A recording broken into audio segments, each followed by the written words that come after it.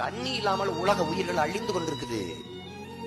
தேனீக்கள் பூக்களில் போய் தேனை தேடியது போக குழாயடிகளில் வந்து மொய்த்துக் கொண்டு தண்ணீரை குடித்துக் கொண்டிருக்குது. குரங்குகள் கிரிக்கெட் விளையாடுற மைதானத்தில் தெளிச்ச தண்ணியை நக்கி குடித்துக் கொண்டிருக்கிறது.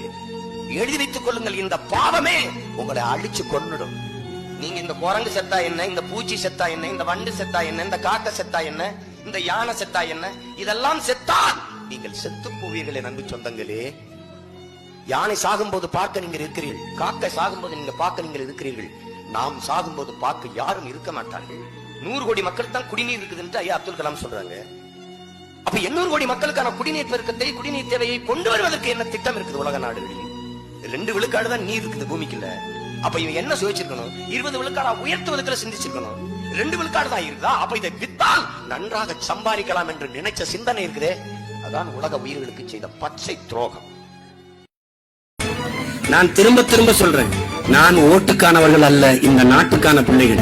நீங்க ஒரு தடவை ஒரு 5 ஆண்டு ஆட்சியை கொடுத்து பாருங்களேன், உலகத்தின் தலை சிறந்த நாடா தமிழ்நாடு வந்துடும்.